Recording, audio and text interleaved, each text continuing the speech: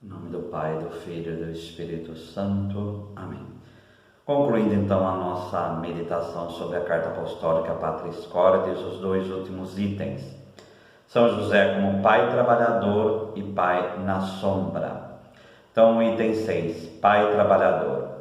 Um aspecto que caracteriza São José e que tem sido evidenciado desde os dias da primeira encíclica social a Rerum Novara de Leão XIII é a relação com o trabalho.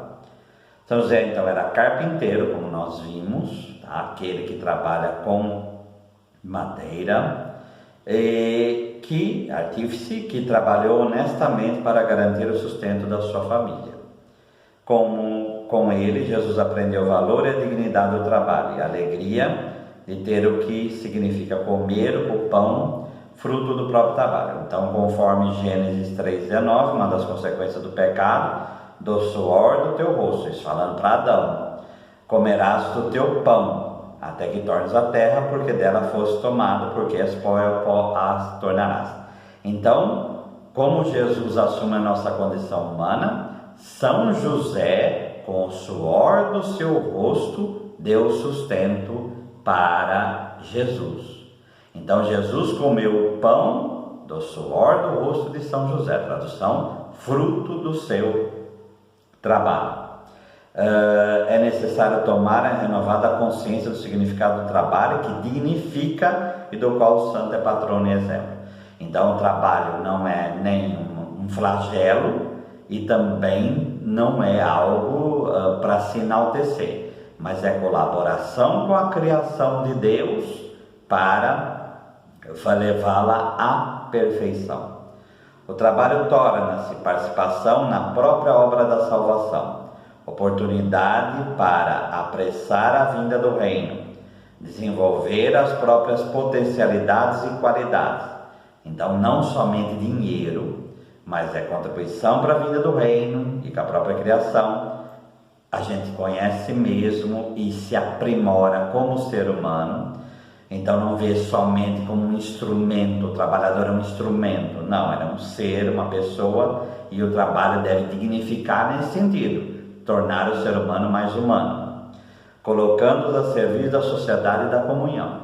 Então o trabalho constrói a sociedade também. Então uma família onde falta trabalho está mais exposta a dificuldades, tensões, fraturas e até o desespero, né? Então o trabalho deve estar à disposição das pessoas e não somente ver o lucro, né? A pessoa que trabalha, seja qual for a sua tarefa, colabora com o próprio Deus, torna-se em certa medida criadora do mundo que a rodeia, né? E aí o trabalho de São José lembra-nos que o próprio Deus, feito homem, não desdenhou do trabalho, muito pelo contrário, o trabalho se torna, além de dignificar, etc., santificação.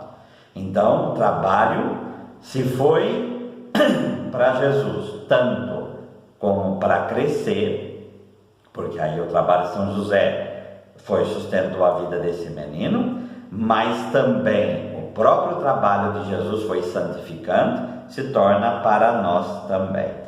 Aí o Papa vai dizer até esse ponto que estamos na pandemia, um apelo até para revermos as nossas prioridades e não ver o trabalho somente como dinheiro, tá?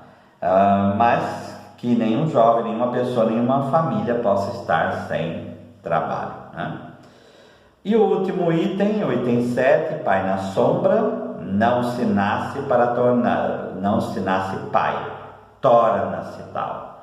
Então, ele se tornou pai nessa sombra, nesse escondimento. E não se torna-se pai apenas porque se colocou num filho, mas porque se cuida responsavelmente dele. Então, ser pai, como ser mãe também, é construir ser humano, tá? E aí, imagine que construtor de ser humano é São José, né?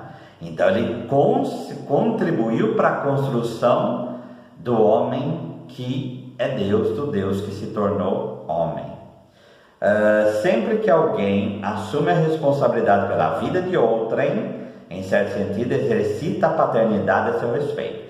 Então ele foi pai adotivo, pai nutrício de Jesus, ele deu o nome, então ele foi pai plenamente de Jesus. E como vai dizer São Francisco de Assis, um irmão tem que ser pai e mãe do outro, né? Então, essa responsabilidade para fazer o outro ser mais humano e ajudá-lo a crescer como ser humano, estou exercendo a paternidade.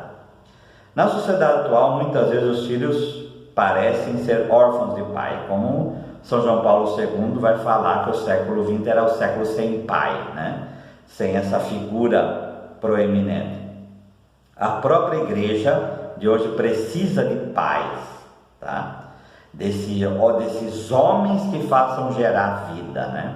Ainda que tivesse, São Paulo vai dizer na 1 Coríntios 4,15, ainda que tivesse 10.000 pedagogos em Cristo, não terias muitos pais, porque foi Ele que gerou em Cristo, fui eu que vos gerei em Cristo pelo Evangelho.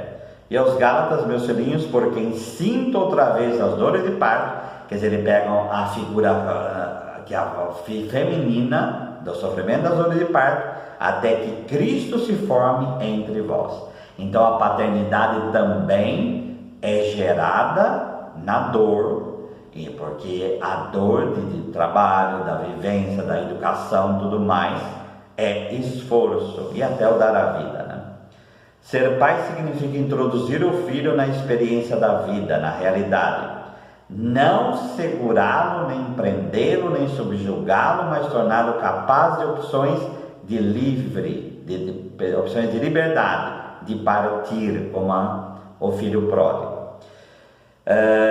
Então, cuidado com o superpai e supermãe que quer, como a gente também disse no livro do Louvor Deus Salva, que quer ser dominador, que quer controlar, que quer ostentar, que quer aparecer a partir do filho, que quer tirar a liberdade do filho e não ensiná-lo a viver em liberdade. Então isso não é ser pai, muito menos ser mãe, tá? Então é criar filhos livres. Gálatas 5. Gálatas 5:1 é para a liberdade que Cristo vos libertou. Então eu acho que São José primava por isso. Por isso, referindo-se a São José como castíssimo, a igreja faz. Castidade é a liberdade da posse em todos os campos da vida. Um amor só é verdadeiramente tal se é quando é casto. Então a lógica do amor é sempre uma lógica da liberdade.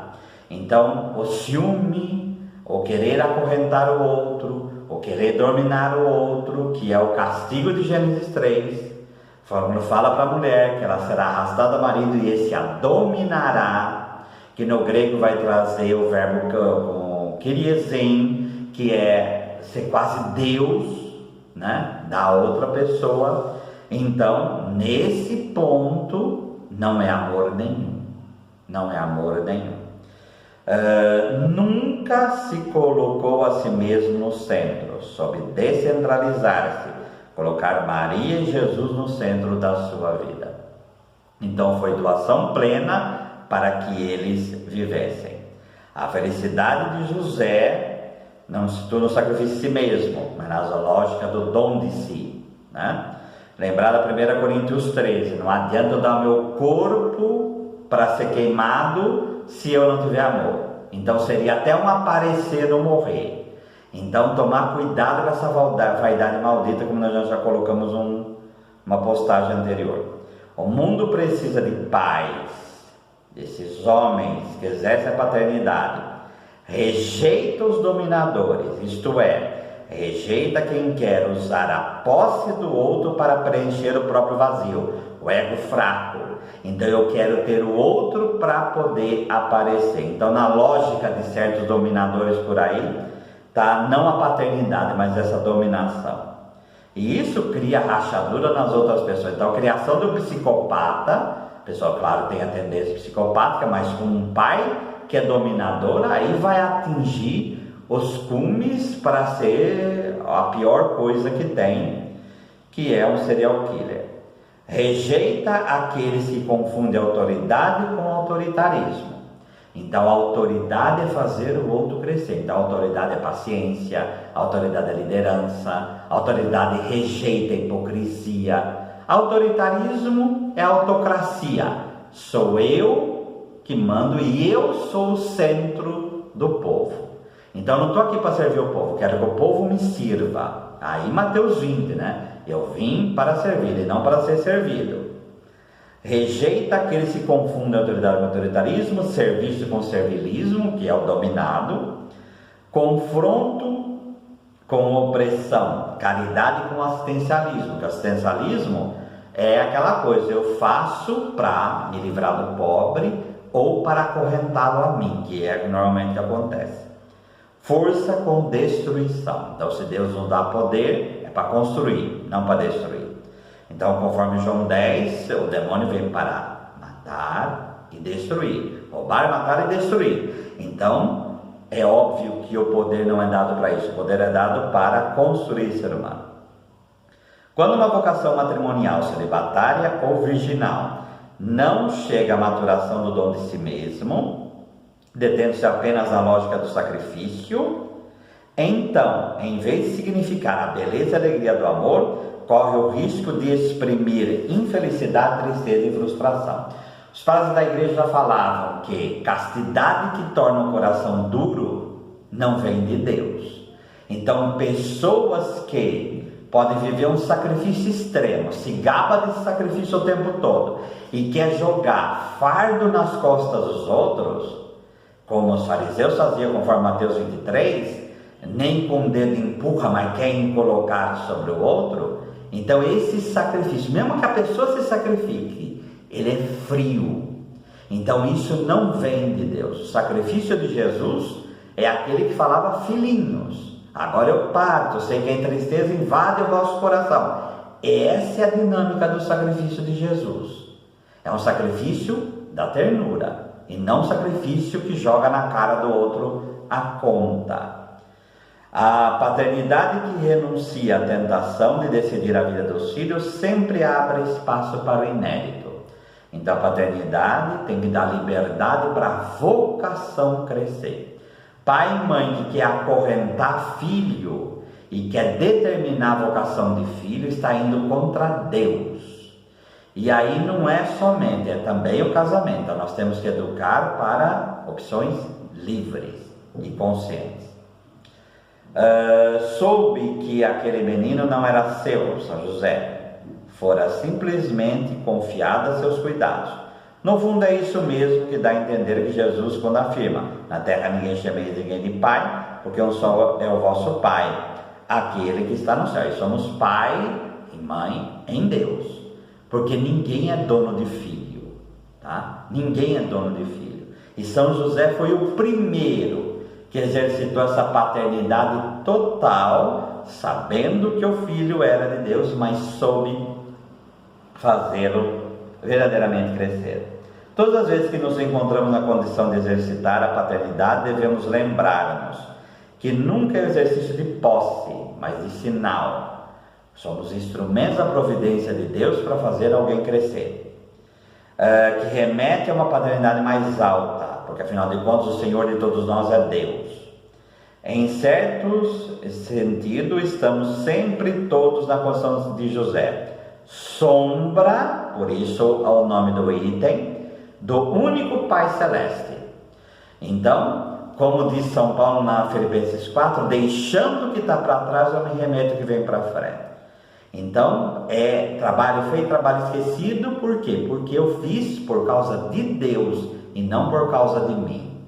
Essa história de ficar se expandindo para incorporar o outro, isso é doentio, que faz com que o sol se levante sobre os bons e sobre os maus, e faz cair a chuva sobre os justos e os pecadores, inclusive os filhos pecadores, inclusive também acolheu o filho pecador dessa forma, e a sombra que acompanha o filho.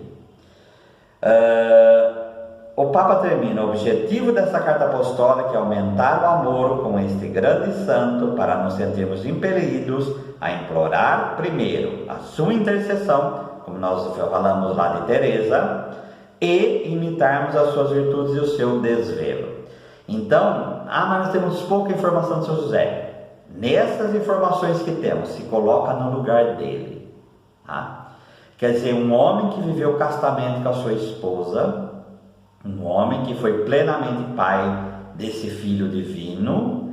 Então, se colocar, isso é uma raiz de contemplação, se colocar no lugar dele, até para ver a nossa própria vocação, é um bom caminho espiritual para que possamos crescer. E a oração assim termina a carta. Salve, guardião do Redentor e esposo da Virgem Maria, a vós Deus confiou o seu Filho, em vós Maria depositou sua confiança, convosco Cristo tornou-se homem, ó bem-aventurado São José, mostrai-vos Pai também para nós, e guiai-nos no caminho da vida. Alcançai-nos graça, misericórdia e coragem, e defendei-nos de todo mal. Amém. O Senhor os abençoe, nos livre de todo mal e nos conduz à vida eterna.